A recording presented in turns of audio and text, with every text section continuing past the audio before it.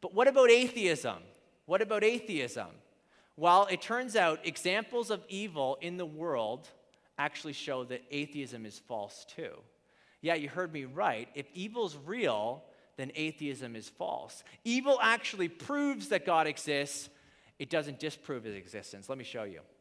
Most people recognize for there to be a universal, objective, moral law that's out there, that's outside of me or a culture, then an absolute moral lawgiver must exist, okay? However, if God does not exist, then there is no objective moral standards. Therefore, atheists are left with moral relativism. What's that? Moral relativism says there's no objective moral values and duties. There's no right, there's no wrong, there's no good, there's no evil. Okay? That's moral relativism. Things are just right for you, but maybe not right for me. Okay? And so on relativism, right and wrong are either a matter of personal preference, or maybe they're an invented social convention of our culture. Maybe they're an illusion created by evolution to aid in our survival. In fact, listen to Richard Dawkins, okay? Famous atheist. He says this: in a universe of electrons and selfish genes, blind physical forces and genetic replication, some people are going to get hurt, other people are going to get lucky, and you won't find any rhyme or reason for it, nor any justice. The universe that we observe has precisely the properties we should expect if there is, at bottom, no design, no purpose, listen, no evil, no good, nothing but pitiless indifference. That's where atheism leads. Consistent atheism says there is no evil, there is no good.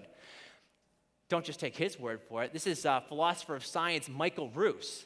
Now, he completely agrees on this point. There's an article in The Guardian. I encourage you to read it. It's called "God is Dead, Long Live Morality." Now, this is what he says. He says, morality is just a matter of emotions, like liking ice cream and sex and hating toothache and marking student papers. But it is and has to be a funny kind of emotion. It has to pretend that it is not that at all. If we thought that morality was no more like liking or not liking spinach, then pretty quickly it would break down. He goes on to say, so morality has to come across as something that is more than emotion. It has to appear to be objective, even though it's really subjective.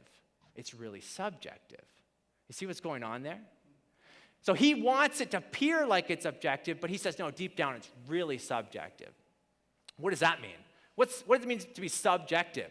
Well, subjective morality is completely determined by the subject.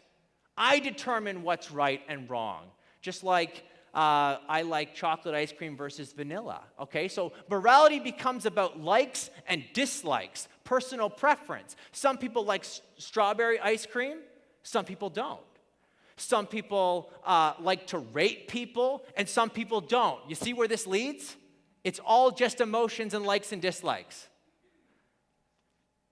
But if it's just likes and dislikes, how do you say that's wrong? I mean, imagine someone said, well, I like vanilla ice cream. Whoa, what's wrong with you? That's wrong. No, that's crazy to say something like that. But that's what ends up happening. It's kind of like this. Imagine this conversation with an atheist. The atheist says, I can't believe in God. Why not? Brussels sprouts. Wait, what's the problem with, what's the problem? Have you tasted those things? They're disgusting. I can't believe in a God who would make something so distasteful to me.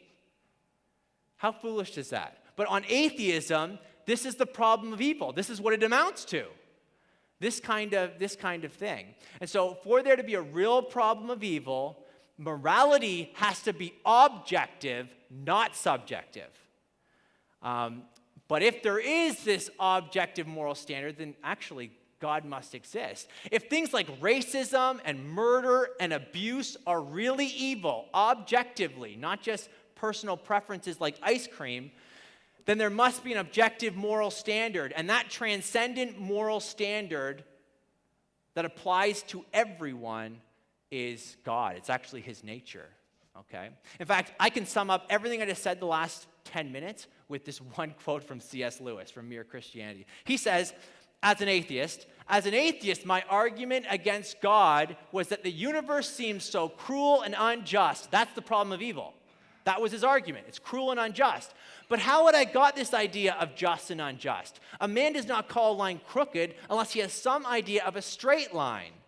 What was I comparing the universe to when I called it unjust? Of course, I could have given up my idea of justice, that's relativism, by saying that it was nothing but a private idea of my own, so I could have gone the relativist route. But if I did, then my argument, the problem of evil, against God collapsed with it, collapsed too, right? It's all right there.